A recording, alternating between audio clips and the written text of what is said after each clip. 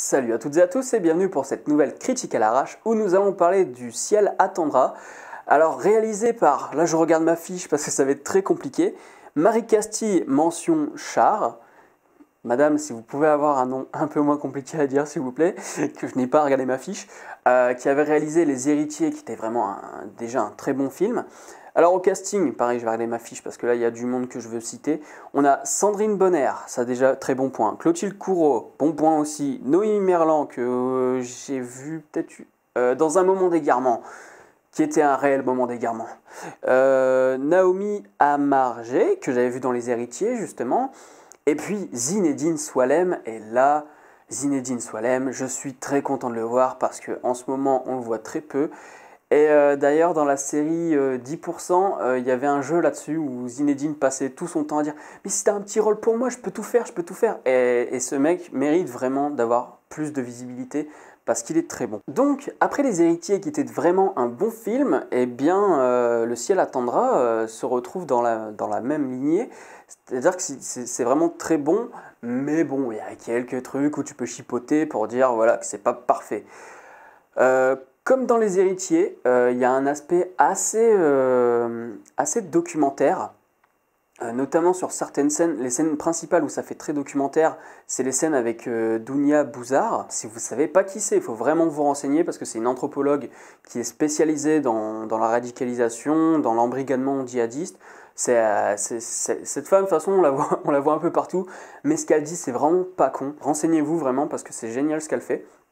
Et du coup, l'aspect documentaire est là dans ce film parce que ce qu'elle explique habituellement dans ses bouquins ou dans des vraies réunions, elle les explique là auprès des acteurs et dans un film. Elle joue son propre rôle d'ailleurs.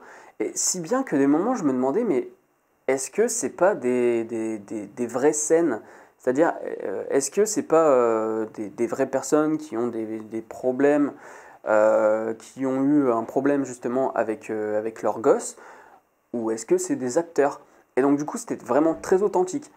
Mais en comparaison avec cette authenticité-là, il y a un petit problème concernant les acteurs. Parce que on a des acteurs qui ont joué dans Les Héritiers. Et du coup on perd ce rapport à l'authenticité parce que par exemple celle qui jouait la prof dans Les Héritiers, ben, elle a sa scène. La rouquine j'ai oublié Naomi, je crois qu'elle s'appelle, celle qui se fait radicaliser, elle était aussi dans Les Héritiers. Donc à chaque fois tu fais ton parallèle avec ce film et ça t'arrive de sortir du film et du coup de prendre conscience que c'est une fiction.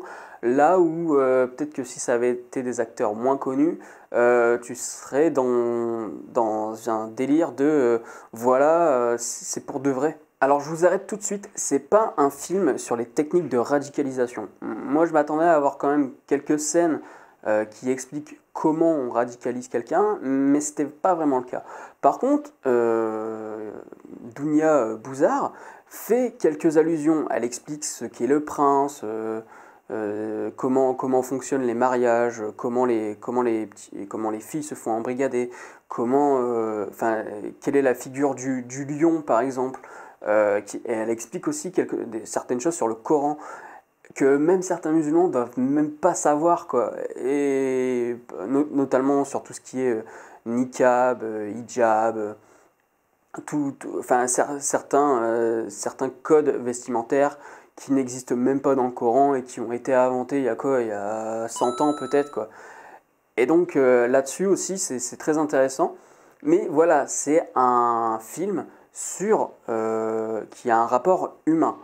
C'est-à-dire quel va être, comment ça va affecter les familles, comment ça va affecter les personnes qui se radicalisent et celles qui se déradicalisent, parce que mademoiselle Merlan, j'ai oublié son Noémie Merlan, la brune donc qui est sur l'affiche se déradicalise. D'ailleurs elle est énorme dedans, tous les acteurs sont vraiment géniaux. Et donc voilà, c'est plus un rapport sur l'humain. C'est ce qu'on appelle vulgairement un film social. Et pour moi c'est un film d'utilité publique, c'est un film que tout le monde devrait voir. C'est un film que dans les cours d'éducation civique, si ça existe encore, ou même d'histoire géo, enfin un truc qui se rapproche de l'éducation civique, c'est un film à faire voir aux collégiens, lycéens, parce qu'il explique pas mal de choses. Du coup, ce film, c'est pour le connard de facho qui comprend que dalle et qui croit que tous les mecs qui s'embrigadent sont des sales musulmans immigrés, machin, et tout, et compagnie, là, tous les discours de merde. C'est aussi pour les musulmans qui ne connaissent même pas leur propre Coran aussi, ça c'est marrant. Mais voilà, c'est vraiment pour tout le monde, c'est un film de société. Je crois même que c'est France Télévisions qui a dû subventionner, et ça m'étonnerait pas parce que France Télévisions là-dessus, ils produisent toujours ce qu'il faut et ils savent très bien que ça servira pour la société en tout cas. Donc vraiment, moi je vous invite à le voir. En plus, on tombe pas dans les clichés. J'avais vraiment très peur en voyant la bande-annonce. J'avais peur qu'on tombe dans des clichés, mais à chaque fois, vraiment, la réalisatrice, elle se démerde très bien à ce niveau-là. Il y a un truc qui m'a gêné et qui m'a pas gêné. C'est-à-dire qu'on est entre les deux. C'est l'absence de sous-titres quand ça parle en arabe. Parce que, je ne sais pas pour vous, mais moi, je ne sais pas parler arabe. Et je ne le comprends pas non plus. Pourtant, j'en entends pas mal. Mais du coup, ça pose problème parce que moi, j'aime bien emmagasiner le maximum d'informations. Mais comme c'est durant les prières, on se doute que c'est en rapport avec la foi, avec Allah et compagnie. Et donc, du coup, on n'a pas ce sous-titre. Mais moi, j'aimerais bien savoir exactement ce que veulent dire les paroles durant la prière. Mais bon, ça c'est un avis personnel parce que j'aime bien emmagasiner le maximum d'informations. Mais c'est un bon point de ne pas les avoir d'un autre côté parce que ça contribue à la pratique d'exclusion. C'est-à-dire que la langue est une barrière sociale en fin de compte. Et donc du coup, le fait qu'on n'ait pas de sous-titres exclut la radicalisée ou la déradicalisée progressive de notre plan social. Nous, comme un plan astral, si vous voulez, on va se la jouer Sylvain Durif. C'est-à-dire que nous, on est là.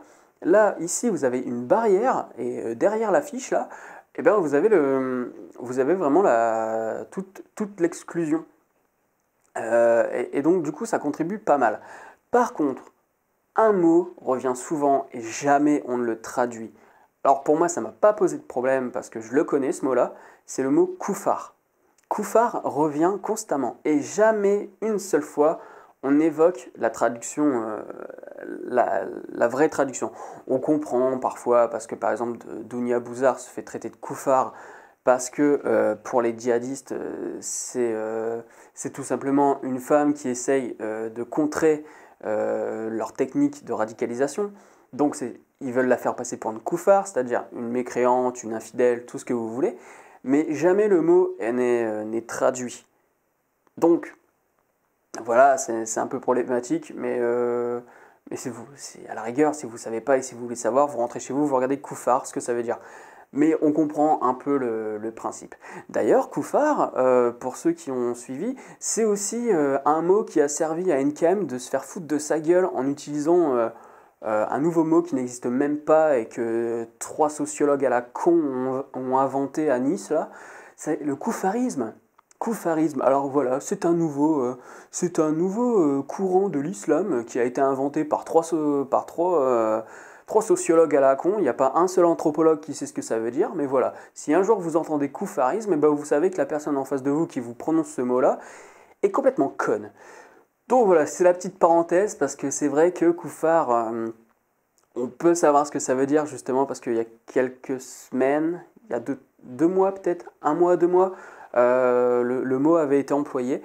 Mais en dehors de ça, on ne sait pas vraiment. Et donc ça m'a posé un peu problème. Mais bon, c'est pas très grave, quoi. C'est juste que vous savez bien, j'aime bien pignailler pour de la merde. Et il y a des plans très forts aussi, je pense notamment qu'on a vu dans la bande-annonce, le plan de Naomi. Donc Naomi, c'est la rousse, parce qu'il y a Naomi et Noémie. Marie Castille, j'arrive même plus à dire son nom entier. Enfin voilà quoi. Là, c'est vraiment la vidéo où je galère avec les noms. Donc, on a Naomi qui joue du violoncelle en niqab. Et c'est vraiment puissant.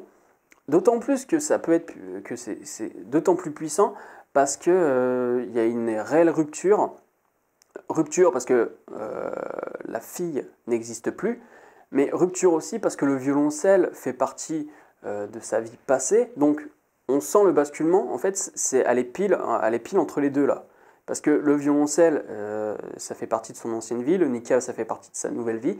Et en plus de ça, le violoncelle, il faut savoir que dans un précepte musulman, et là, s'il y a des musulmans qui regardent cette vidéo et que je dis un peu de merde, n'hésitez pas à me le dire en commentaire, mais il y a un précepte qui interdit les instruments à cordes. C'est pour ça d'ailleurs que son prince, dedans, lui demande si elle a arrêté de jouer du violoncelle.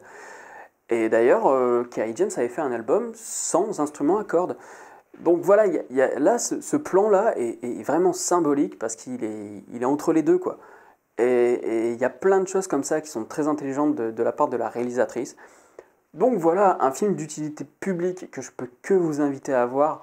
Alors je sais que là ma vidéo part un peu en couille, mais je suis fatigué, je viens d'en enregistrer 2.